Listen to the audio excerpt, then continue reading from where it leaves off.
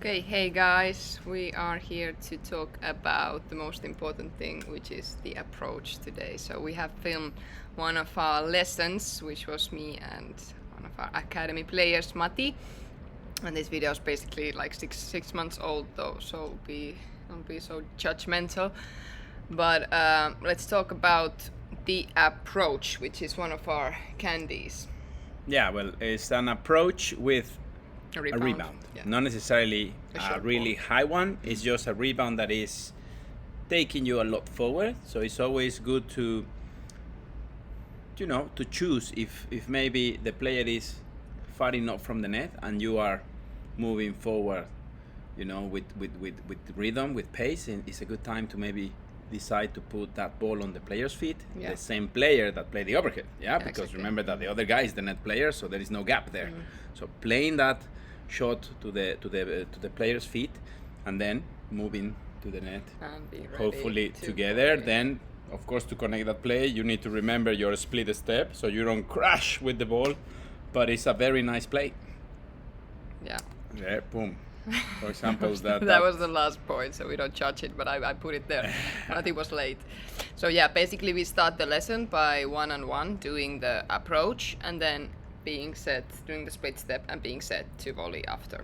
Yeah, basically here they are just first getting familiar with, okay, when that situation happens, this is how you approach, this is how you split the step, and how you volley. Yeah, and you can see as that the approach or the rebound needs to go cross away from the other person that is supposed to be at the net. So you really have to cross the ball. Well, cross because the bandeja was coming from a cross-court Yes. player. If the overhead is coming from a down-the-line player, then you need to approach down the line.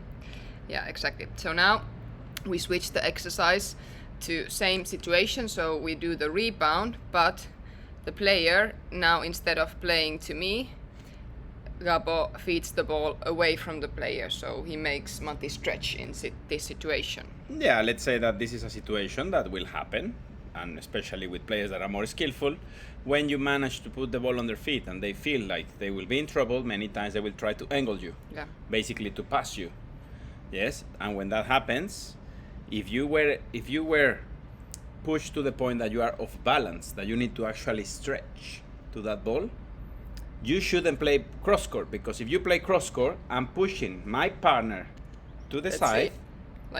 And then I don't have time to cover the middle. Yeah.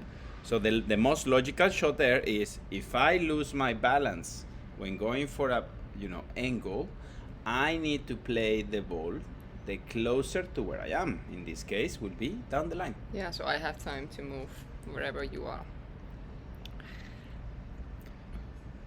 Basically, when you play down the line like that, that's. Yeah, now we're back to the original volley towards body where it usually comes. But yeah, the next thing in this video is that we start to move as a team, and this drill will basically start with the lob, which creates this whole situation. So with the lob, you push the player away, so you can actually create the gap in front of his or her legs, and then you get the rebound. So you can see, now we still did it with the rebound, but I start with the lob. Either of us gets the rebound, it will be Matti, we both go, and either of us will get the volley. So the main thing with this is that we move as a team, because... Yeah, it's called you are trying to synchronize your playing. And actually, I don't know if they can hear it, but the idea here was that when you get the approach, Rika, or Matti gets the approach, it's not only approaching, but it's sending a command. Yeah. Yes, which will be move, follow, come with me. Yes, like, let's go, vamos, whatever you want to say. I mean, that... Yeah, because he cannot read my mind that am I going with that ball or not. Well, he should have an idea, yes, but of course, remember that we also teach to look forward instead of back, or to the player. So if you are looking forward, all the information that I need is going to come through my ear, through my listening. So if you say, go, follow me, then I know you're going to put the play together. Yeah.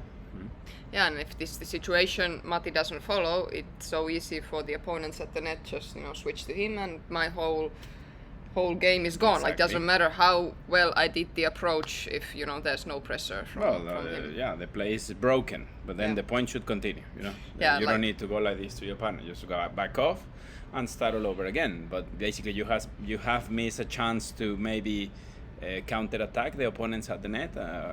So Like, for example, in this first point that we saw and you commented, you will see that Matti is one step late, so you automatically will switch to him, and basically the play is gone because he didn't follow. He was half meter late, but that's what happens 1 million times. And yeah, also, but I also mean, for this me. is why this is very important to do exercises that, situations that happen in the game. Like, one thing that I sometimes don't like with coaching is that it's like not only the coaches, but the players demand exercises that are so challenging and that they are in such a rush and right, left, and this and that.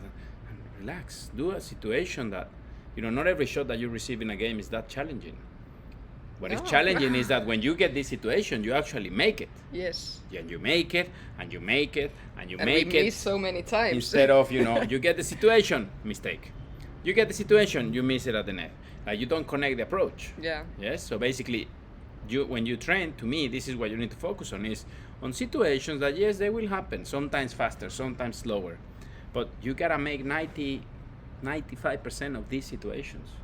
Then many times the opponents will still neutralize you and even win the point from you.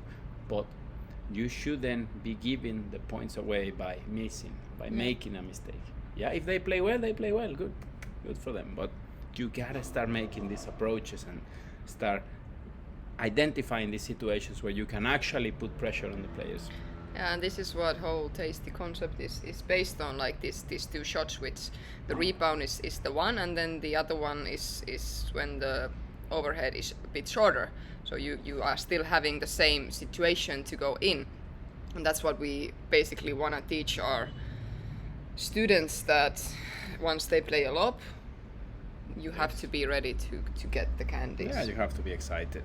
Yeah. Yeah, we always use this joke that when you connect a good lob, it's like when I took my daughter Chloe the first time to Disneyland. It's like her eyes were like, everything was magical, everything was amazing, and that's how you gotta feel when you connect a good lob.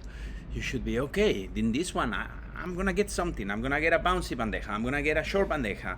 I'm gonna get a shallow bandeja that I can block and go in. Like, you are gonna be able to steal the net. And remember, that has to be exciting to you, because what paddle is about, in simple words, is we are fighting for a piece of land, and I wanna conquer the net, and that's the piece of land that I need to constantly try to steal. And once I stole it, I need to keep it. I think to play that is the boring lob, or boring or not. I think it's fun to play with the lobs, to be honest. It is. I was so annoyed with coaches that tell me constantly that you're playing too many lobs. Like, why?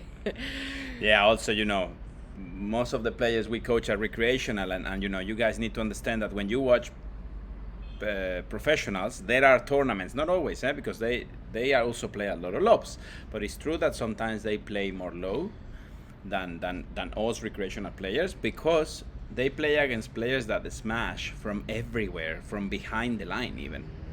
But you guys, including me, Enrica, with the people we play, they don't even have a smash. So why would you copy the way professionals play when you're not playing against professionals, guys? Yeah, and remember, the guys that smash, yes, there are two ways to look at those guys. They have a good smash, or your lobs are crap. And this is why I like to use this phrase. The players in front of you are as good as you let them be. Because I have heard this, oh my God, this guy, for example, let's talk about one Swedish player. Anton Andersson has the best smash. Oh my God, he smashes from everywhere. Yeah, he has a smash. That's true. He uses the legs amazingly. Yes, he's like 188. Good. But you know what? If the lob is proper, if the lob is well chosen, Anton cannot smash that well. No. And No soon one I can. will be playing SPT, so when I play against Anton, we will make a video on this, and we are gonna count on purpose how many times he smashes the ball out after my lobs. We do that, Anton.